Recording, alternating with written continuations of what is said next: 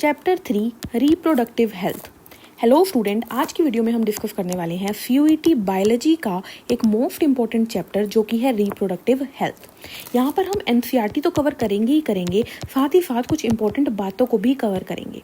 और एक बात ध्यान रखिएगा कि इस वीडियो से, इस 10 मिनट की वीडियो से आपके एग्जाम में 2 क्वेश्चन आने वाले हैं, यानी 10 मिनट आपकी बराबर होगी 10 मार्क्स की।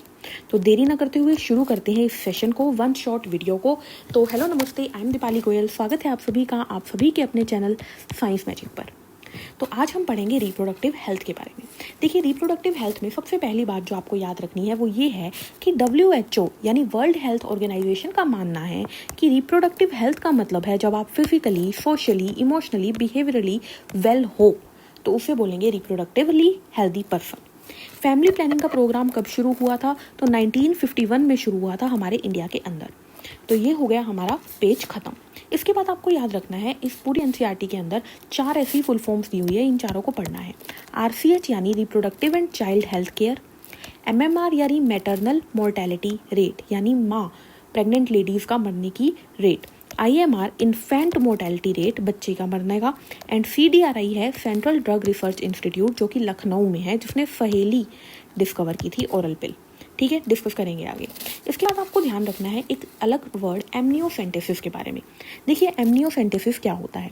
जहाँ पर भी सेंटेसिस शब्द दिखे उसका मतलब समझ लेना कि एक इंजेक्शन के थ्रू बॉडी के अंदर से कोई फ्लूइड निकालना, उसी को बोलते हैं सेंटेसिस। इंजेक्शन की मदद से बॉडी में से फ्लूइड निकालना। अगर ये फ्लूइड एमनियोटिक फ्लूइड हो तो इसे बोल देते हैं amniocentesis. Ma'am, what is amniotic fluid? तो बच्चा जो होता है, जो एम्ब्रियो होता है, उसके चारों तरफ एक लिक्विड भरा हुआ है, उस लिक्विड को बोलते हैं एमनियोटिक फ्लूइड। उस एमनियोटिक फ्लूइड को निकालकर एनालाइज करने की प्रोसेस को बोलते हैं एमनियोसेंटेसिस। ये क्यों की जाती है? जेनेटिक डिसऑर्डर्स को देखने के लिए, जैसे कि haemophilia, sickle cell anaemia, down syndrome, ये सब चेक करने के लिए।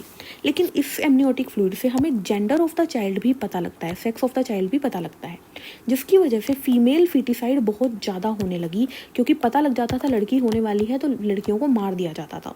तो इसीलिए अब इसके ऊपर कहीं ना कहीं बैन कर दिया गया है। क्लियर? चलिए आगे बढ़ते हैं। इसके बाद आ जाता है population and stabilisation and birth control. देखिए, कुछ फिगर्स को याद रखिए। क्या है फिगर्स? कि पहले हमारी वर्ल्ड की पॉपुलेशन 1900 तक, 1900 तक 2 बिलियन थी, 6 बिलियन हो गई 2000 तक पहुंचते पहुंचते, और 2011 तक पहुंचते पहुंचते ये 7.2 बिलियन हो गई। क्लियर? इसके अंदर देखिए, कॉन्ट्रासेप्टिव मेथड 2 टाइप के होते हैं, natural contraceptive method and artificial. पहले बात करते हैं नेचुरल की। इसमें पहला आता है पीरियोडिक एब्स्टिनेंस, फिर आता है विड्रोल या क्वाइटस इंटरप्टस, एंड फिर आता है लैक्टेशन एमिनोरिया।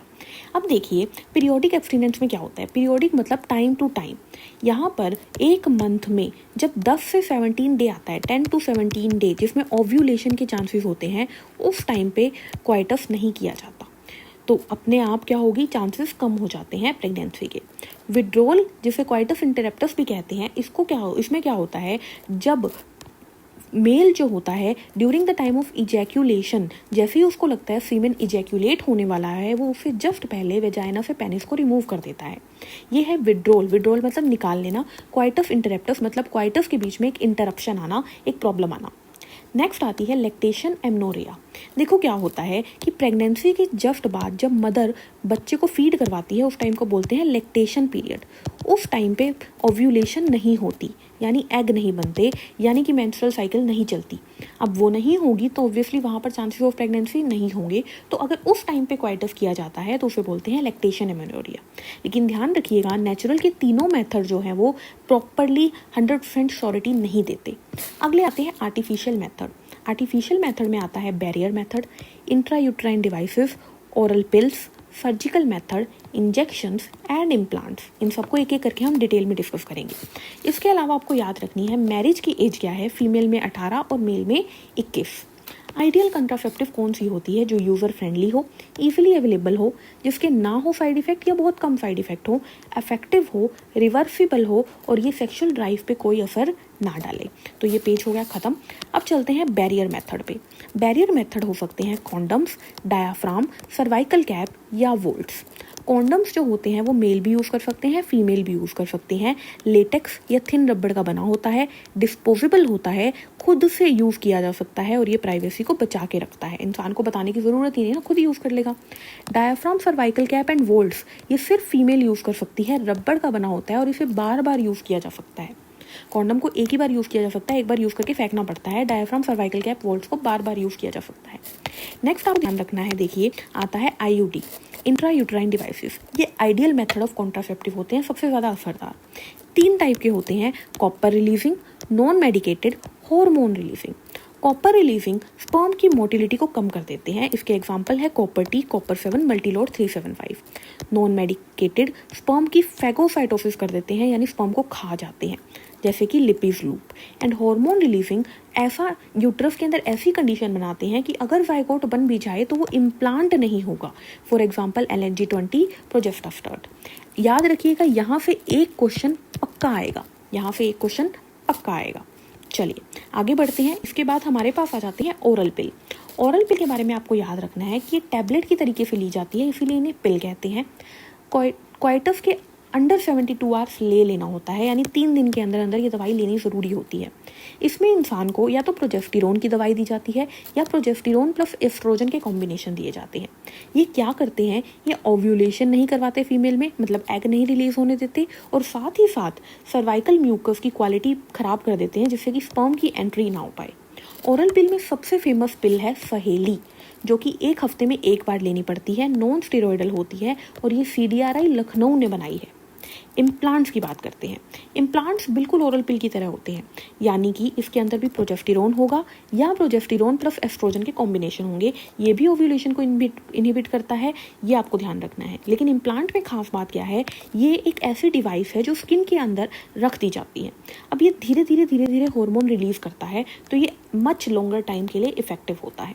नेक्स्ट मेथड आता है स्टरलाइजेशन टेक्निक। स्टरलाइजेशन मतलब पक्के तरीके से हमने ख़त्म कर दी सिचुएशन। हाईली इफेक्टिव होता है और रिवर्सिबिलिटी इसकी बहुत मुश्किल होती है। 2 टाइप का है, ट्यूबेक्टोमी, वेसेक्टोमी। ट्यूब से याद रखना, फैलोपियन ट्यूब को काट के बांध देना, और वेसेक्टोमी वास डिफरेंस को काट के बांध देना। क्लियर इतनी बात? अब इसकी इमेजेस को देख लेते हैं, उसके बाद अगले टॉपिक पे चलेंगे। तो यहाँ पर देखिएगा, यहाँ पर ये क्या दिखाई हुई है, ये कॉन्डम है। This is condom for male and this is condom for female. ठीक है। नेक्स्ट है ये कॉपर टी, ये क्या है, कॉपर टी। ठीक है। इसके बाद ये क्या है, इम्प्लांट्स, स्किन के अंदर लगा दिए जाते हैं। यहाँ पर क्या किया जाता है, ये वाफ डिफरेंस को काट के बांध दिया, वाफ डिफरेंस को काट के बांध दिया। स्पर्म यहाँ तक आएगा, यहाँ पे पहुँच ही नहीं पाएगा, तो पेनिस से निकलेगा कैसे।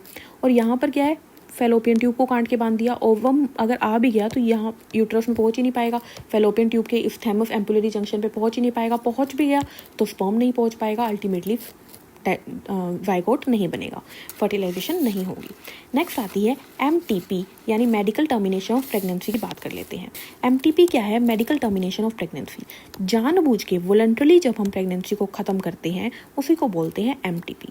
ये इंडिया में 1971 में लीगलाइज हुई थी कुछ रूल्स के साथ।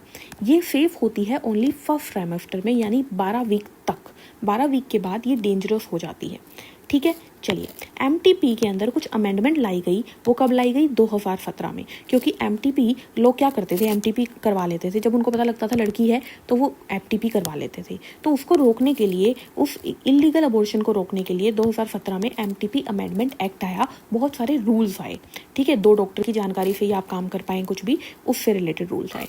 ठीक है। चलिए, लास्ट टॉपिक आता है STD, यानी सेक्सुअली ट्रांसमिटेड डिसीज, जिसे RTI भी कहते हैं, यानी रिप्रोडक्टिव ट्रैक्ट इन्फेक्शन, और VD भी कहते हैं, यानी वेनेरल डिसीज। बात एक ही है।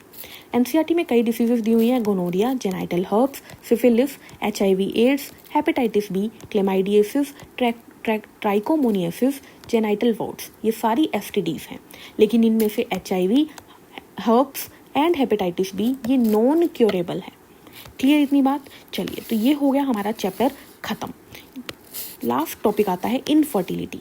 इनफर्टिलिटी क्या है, कोई इंसान चाहकर भी अगर बच्चा ना कर पाए, वो होती है इनफर्टिलिटी। अब उसमें दिक्कत मेल में भी हो सकती है और फीमेल में भी हो सकती है। उन चीज़ों को सॉल्व करने के लिए एक स्पेशल टेक्निक आई, जिसे बोलते हैं ART, असिस्टेड रिप्रोडक्टिव टेक्निक, यानी किसी की मदद लेके रिप्रोडक्टिव एबिलिटी लाना।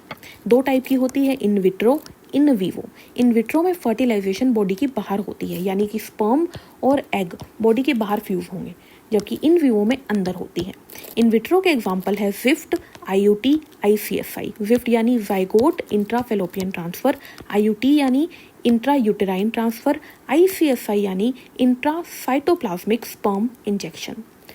इन विवो के एग्जाम्पल है gift, gamete intrafallopian transfer and AI artificial insemination.